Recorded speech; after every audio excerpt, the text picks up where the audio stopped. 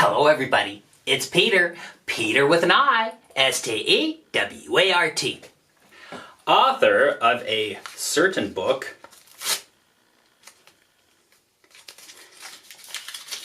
entitled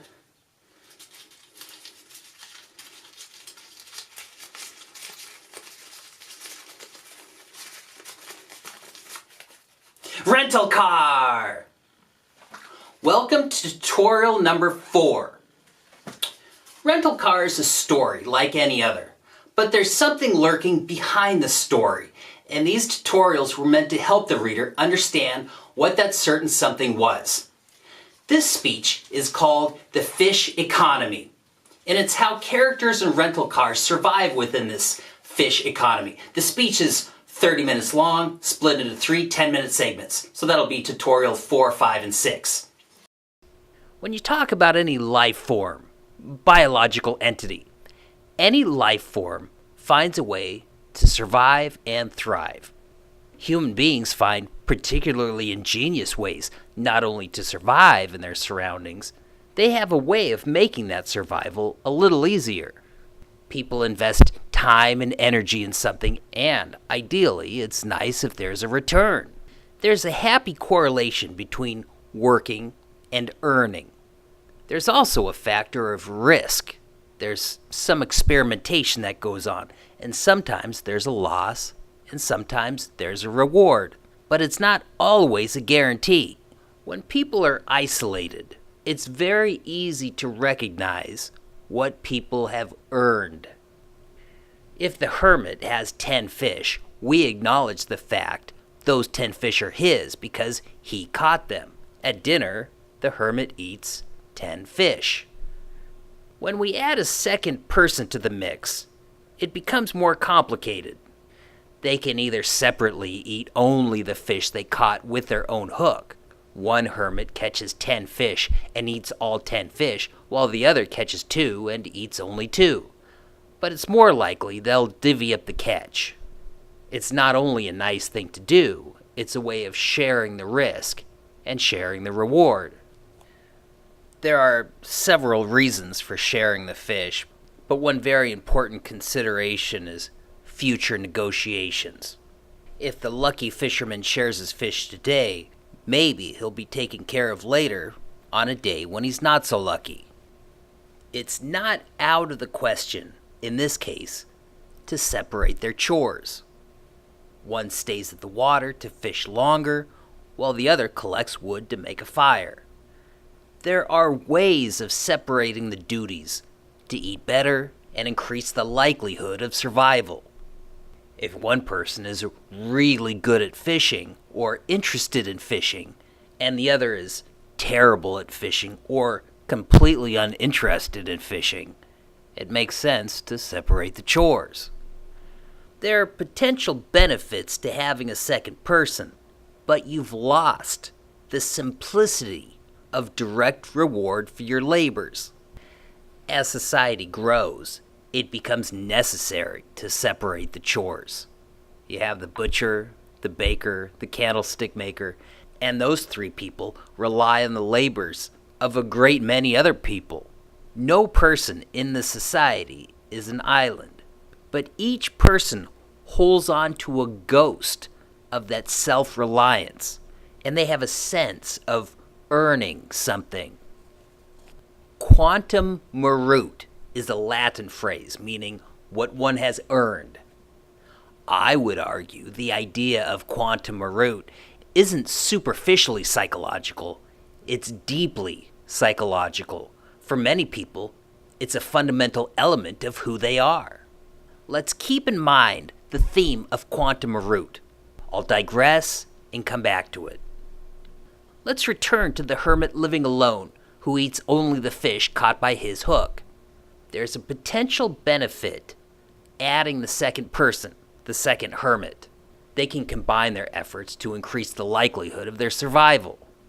There are ways their cooperation should play out, but keep in mind, there is a difference between the ideal world and the real world. Ideally, each hermit will toil the same amount as the other. That may or may not be the reality. One may be lazy, and the other industrious. The condition of each hermit may be different. If one suffers terrible allergies, or sciatica, or if they're just completely unskilled at fishing, it may affect productivity. A darker version of the tale would suggest one hermit discovered just like a better lure can catch more fish, another man can be used like a tool to increase his yield. Alone, he had to fish 10 hours for 10 fish. With the other man around, he could relax the entire day, come back to the cabin, and eat 5 fish. Or he spends 10 hours catching 10 fish, eats all he caught, and returns to the cabin claiming he had none. The story he weaves about how the fish on his side of the lake simply weren't biting is part of his craft, to get 5 fish from the other hermit. Let's put that negative thinking aside for now. Let's say the fish on his side of the lake really weren't biting, and he returned to the cabin with no fish in good faith. Their collective risk is shared along with the collective profit. When we add people to the society, and we have a butcher, a baker, a candlestick maker, there are some who are more or less successful. If there's 100 bakers in the village, but only one candlestick maker, the candlestick maker potentially has an advantage. If one butcher had a shop located between the baker and the dairy, and the other has a shop out by the swamp, one may have an advantage over the other. This may play into the success or failure of one butcher over the other. In a society, some will do well and others will not, for different reasons. There are some who truly have had bad luck. For one baker, a rare mold has infected their yeast, and they can make no bread. And that is the cause of their undoing. There are some who are lazy. They just are. There are those with an attribute unfavorable to their circumstance. A quick temper may not work well all the time. A butcher with a quick temper may scare away customers. A droll sense of humor, again, may not work well in every circumstance. A sharp tongue may not work well every time. We mentioned before how there may be things going on with the one hermit, bad allergies or sciatica. The same may be going on with the baker. Those things I just mentioned, the allergies, the sciatica, the quick temper, those things I just mentioned are somewhat obvious. There are attributes which are less obvious. In our little village with the butcher, the baker, the candlestick maker, and all the other people involved in trying to make it work, each person relies on many other people to bring them fish. But there are individuals who are constantly on the lookout for ways to use other people to bring them fish. The tone of my words is important here.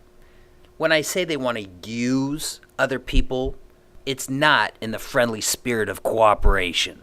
Remember the hermit who lied to his cohort about not catching any fish? That behavior comes from a person with a certain style of thinking. There are those who simply can't help living that way. They may cheat everyone they know in one quarter of the town, and once they've worn out their welcome, they move on to another quarter and use everyone for all they're worth. Or they play by the rules. But their way of thinking compels them to use rules in a certain way. If their neighbor is given a day off for sciatica, they themselves may claim to have sciatica. If their neighbor is given a break because of their allergies, the excuse of allergies is written in the playbook to be used at some point in time in the future. In the long run,